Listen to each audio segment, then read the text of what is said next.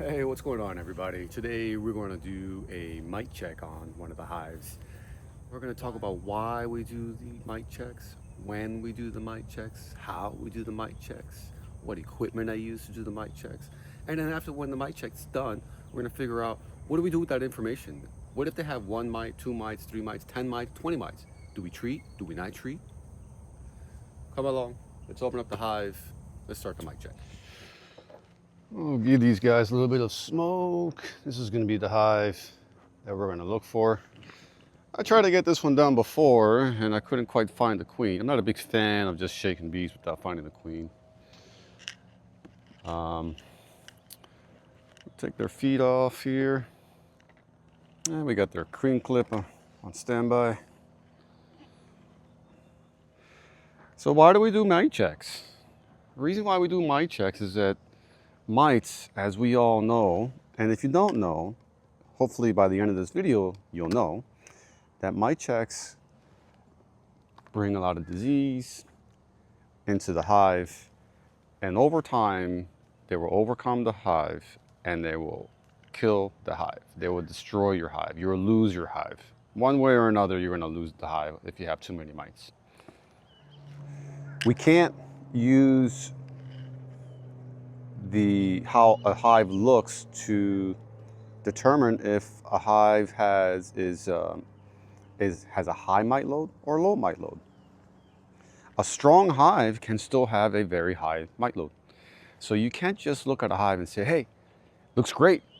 They must be managing the mites okay. No, can't do that. Now, if your goal is to not treat, you still got to look to see what the mite load is. So even if the hive looks strong, you still need to do a mite check because they can still be fighting Varroa mites. See, Varroa mites will bring on all sorts of diseases and issues for bees, and it's important that you take care of those. Now here in Florida, we have a longer brood period. And why do I mention brood period? See, the longer that the bees are creating brood, the more the mites are growing. Mites tend to go inside the capped cells and they feed off the developing bee. They steal the nutrients from the developing bee, and then when they do that, a few things happen. They get deformities, or simply they just die. And then so you'll see that by having, when you look at your brood pattern, you'll have a lot of spotty. One of the reasons why you'll see a spotty brood pattern.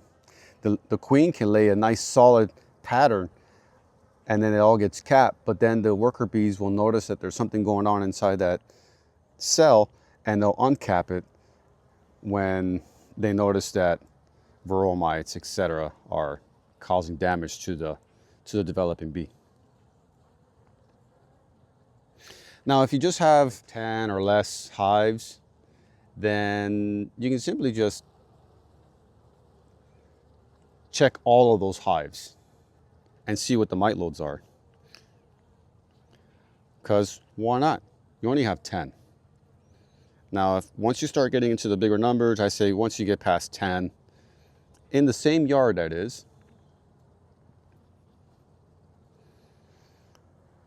then maybe you can do like a spot check. You can do maybe like 50% of them, and this is just personal opinion here, and then make a decision on if you want to treat that entire yard or not.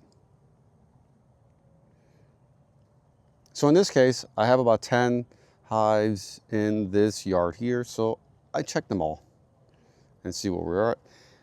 And as long as I have the time for it, if I have more than 10, I'll still check them all. So don't just pick the strongest hive or the weakest hive to do your mite checks on. Either do them all if the numbers allow it, or randomly check which hives you're going to do if you have a large number of hives. Now, what I'm trying to do is just trying to get the queen. Once we get the queen inside the clip, then we can move a little quicker, and then we'll get through the process of actually checking the mic. mites. We'll see what the mite load is, and that'll be after 5 oxalic acid vaporizer treatments. And we'll decide what we do with those numbers.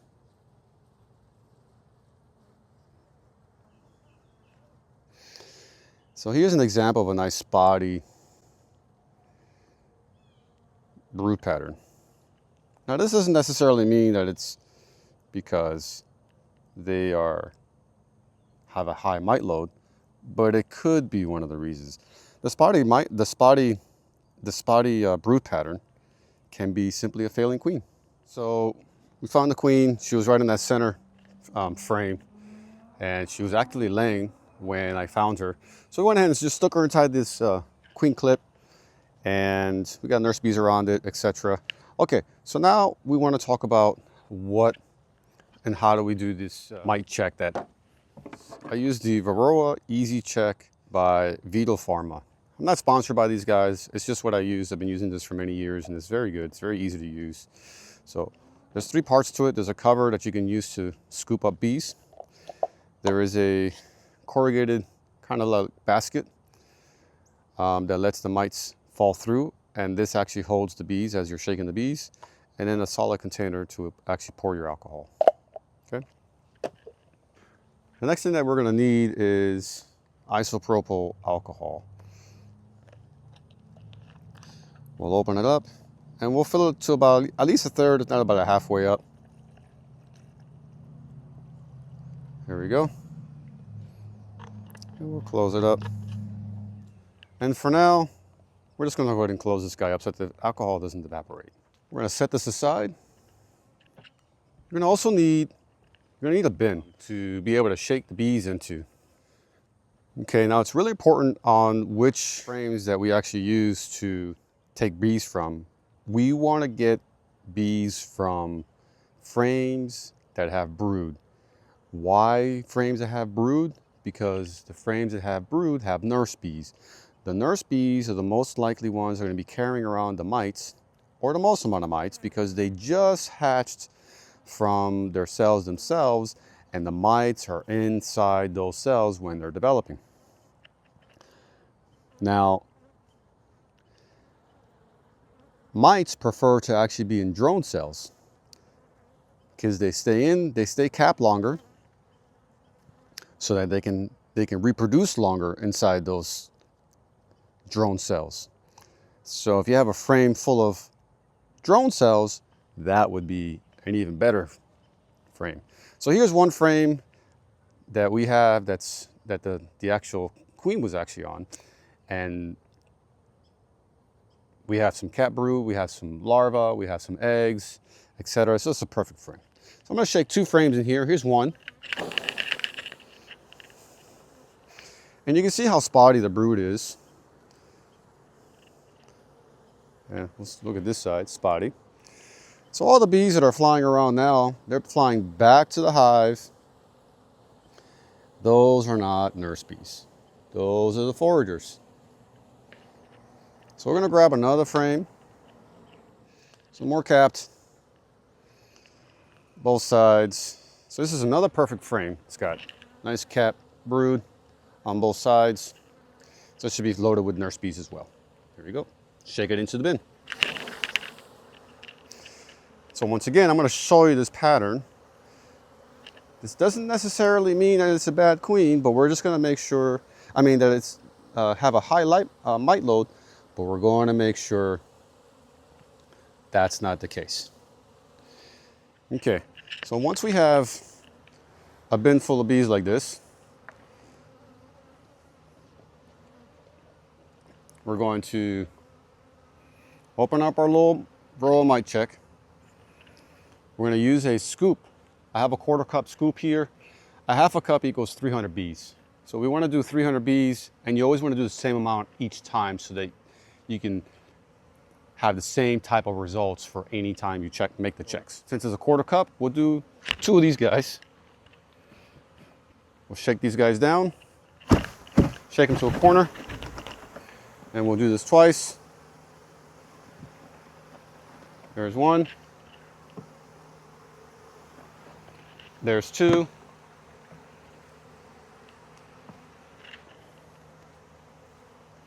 Take them out of their misery immediately. Give them a little shake. Okay. Now I'm going to put all these nurse bees back into the hive. So I'm just going to shake them down and then just put them back in here.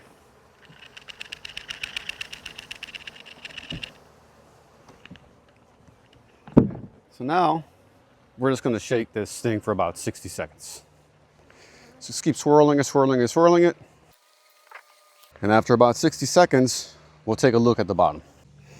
So after about 60 seconds of shaking it, agitating it, etc., then you want to put it up into the sun and take a peek at the bottom of it. Let all the stuff settle to the bottom and then look for the Varroa mites. The Varroa mites are going to be oval in shape. They're going to have little legs in it, and they're like a light brown color, a very brown color. Now, you want to make sure that you're not counting bee parts, because bee parts, because of your shaking dead bees, they're going to fall out too. Depending on how long and how hard you've been agitating it, you're going to get some bee parts. So you're going to see that there may be some bits and pieces that you see here, but I looked carefully through the sun, and I actually have 0 mites on this one. So I'm actually very happy about this one. So the reason for the spotty pattern on this particular hive most likely is just a failing queen. So once I have one of the other nukes that has returned with a mating queen, then we'll go ahead and replace this one. Now, to actually do your mite count, to know what your mite load is, you grab the number of bees that you got. In this case, it was 300. Multiply times 100, and then divided by the number of mites that you found inside the easy check. So let's just say that we had 1 mite. Okay, so that'd be like 0.5%. No worries there. Do you treat? No, no need to treat. Okay, so when do we start treating? Once you get to 2%, so if you see 6 mites, you should definitely be treating at that point. How you treat is a whole nother topic and a whole nother video that we can go through another day. If you guys are interested in the video like that, just let me know and we'll talk about it. Personally, I like to use oxalic acid vaporizer, but that's not the only way. You can't just use one method of treatment either, because you don't want to create any kind of resistance with the mites as well. But when do I treat? I treat once I see 3 mites or more. Now, if you have like 10, 20 of them, yeah, that's bad. So when are good times to start treating for mites? Well, when a honey flow's over.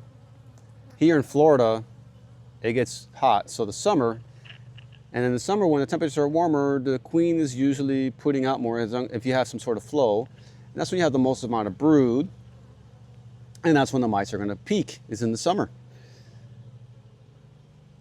So if you can find a time when there is no brood, like when you do a split or when you're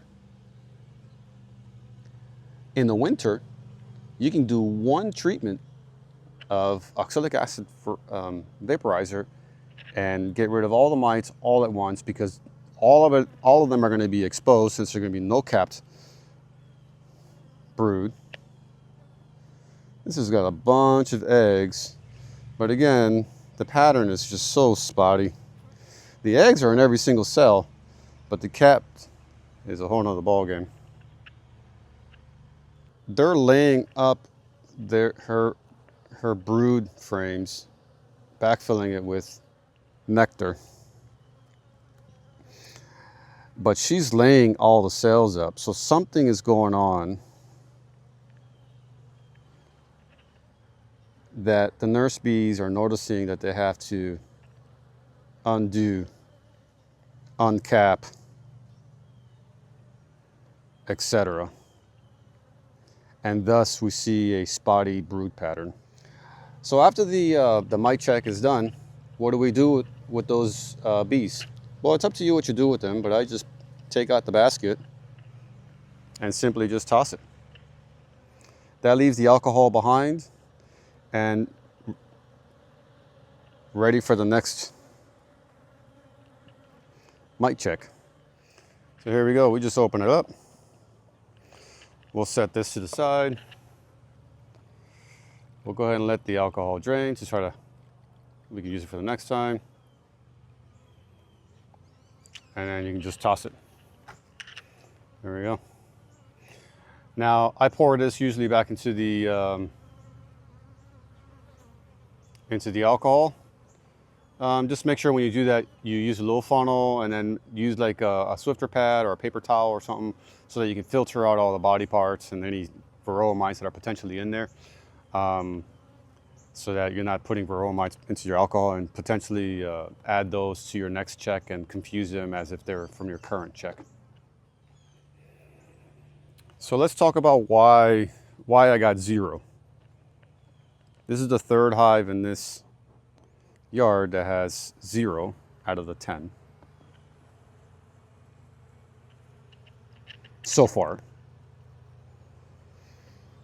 I did 5 oxalic acid vaporizer treatments. There she goes. And I did them all about 5 to 7 days apart.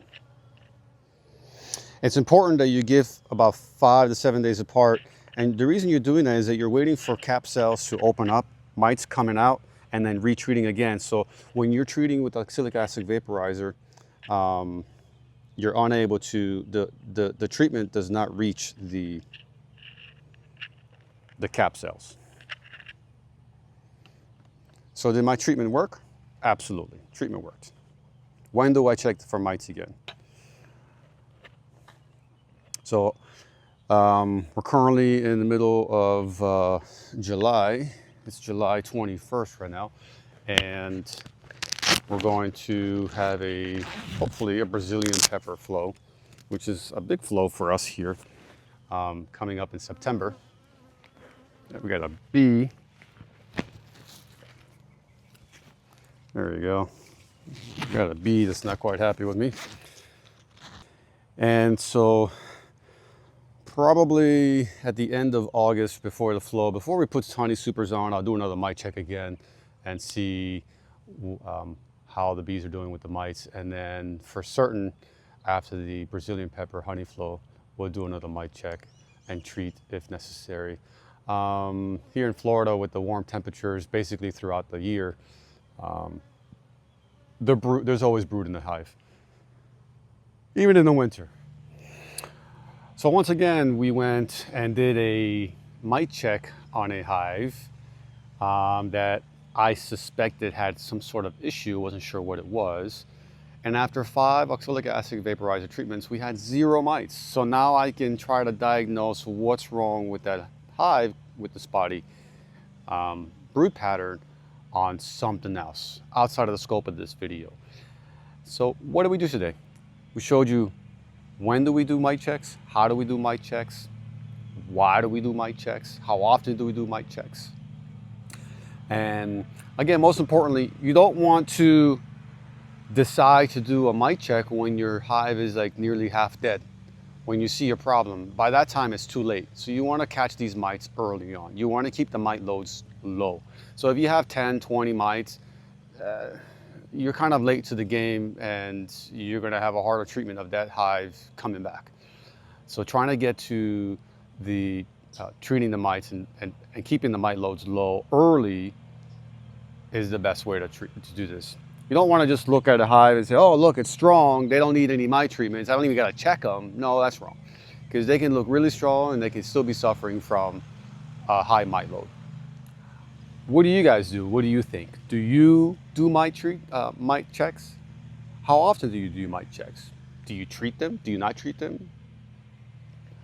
Also, don't forget, keep track of it. So write your notes wherever on a spreadsheet on the hive. I just get a pencil, write it on top of the hive, and I know exactly how many mites that hive had anytime I come to it.